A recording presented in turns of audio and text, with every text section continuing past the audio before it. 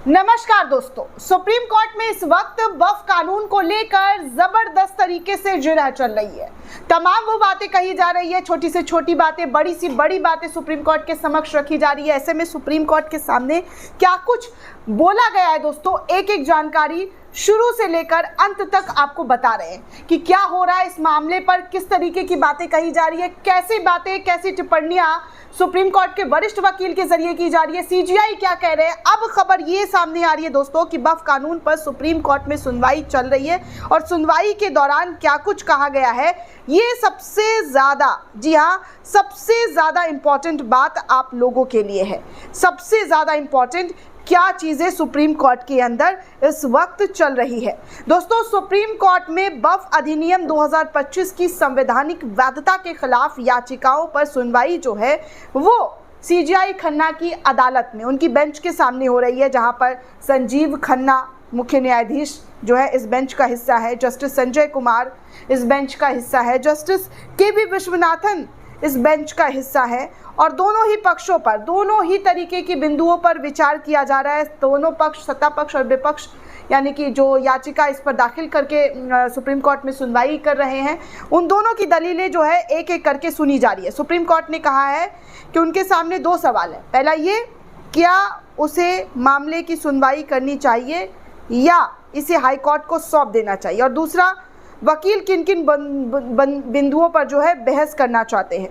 तो सबसे पहले दोस्तों आपको बता दूं कि याचिकाकर्ता में से एक की ओर से वरिष्ठ वकील कपिल सिब्बल ने अपनी दलीलें शुरू की है, जिसकी मैंने खबर आपको बता दी है।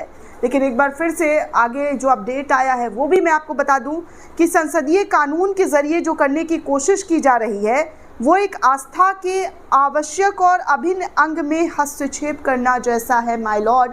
इस तरीके की दलील सुप्रीम कोर्ट के सामने वरिष्ठ एडवोकेट कपिल सिब्बल के जरिए रखी गई है। अगर कोई वक्फ संपत्ति, जी हाँ, अगर कोई वक्फ संपत्ति को स्थापित करना चाहता है तो उसे यह दिखाना होगा कि वो 5 साल से इस्लाम का पालन कर रहा है। राज्य को ये कैसे तय करना चाहिए कि वो व्यक्ति मुसलमान है या नहीं, व्यक्ति का पर्सनल लॉ लागू होगा। सिब्बल ने आगे दलील दी कि कलेक्टर वो अधिकारी होता है जो तय करता है कि कोई संपत्ति वक्फ का है या नहीं। अगर कोई विवाद है तो वो सरकार का हिस्सा होता है और इस तरह वो अपने मामले में न्यायाधीश होता है। ये अपने आप में एक असंवैधानिक है। इसमें यह भी कहा गया है कि जब तक अधिकारी ऐसा फैसला नहीं करते तब तक संपत्ति वक्फ की नहीं होगी। आगे उन्होंने ये भी कहा कि केवल, जी हाँ, पहले केवल मुसलमानों की ही वक्फ परिषद और बोर्ड में हिस्सेदारी हुआ करती थी, लेकिन संशोधन के बाद अब हिंदुओं भी, जी हाँ, अब हिंदुओं को भी इसका हिस्सा बनाया जाएगा। ये संसदीय अधिनियम द्वारा मौलिक अधिकारों का सीधे तौर पर हनन है माय लॉर्ड। कपिल सिब्बल ने जामा मस्जिद का भी मुद्दा उठाया। उन्होंने कहा कि सीजीआई ने कहा सीजीआई के सामने कि जामा मस्जिद समेत सभी प्राचीन स्मारक संरक्षित रहेंगे।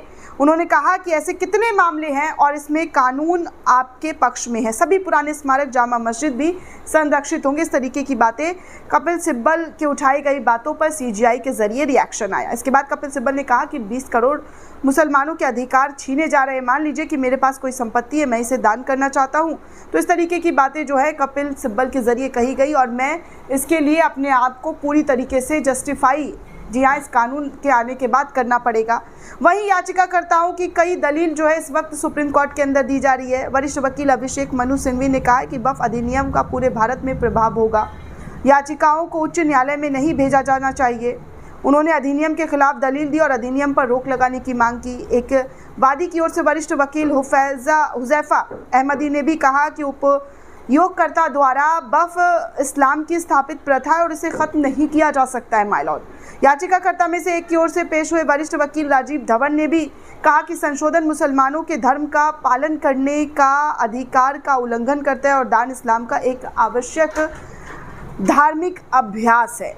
सीजीआई खन्ना ने कहा, जब वो दिल्ली में उच्च न्यायालय में थे तो हमें बताया गया था कि ये भूमि वक्फ भूमि है। हमें गलत मत समझिए, हम ये नहीं कह रहे हैं कि सभी वक्फ उपयोगकर्ता द्वारा गलत तरीके से रजिस्टर है।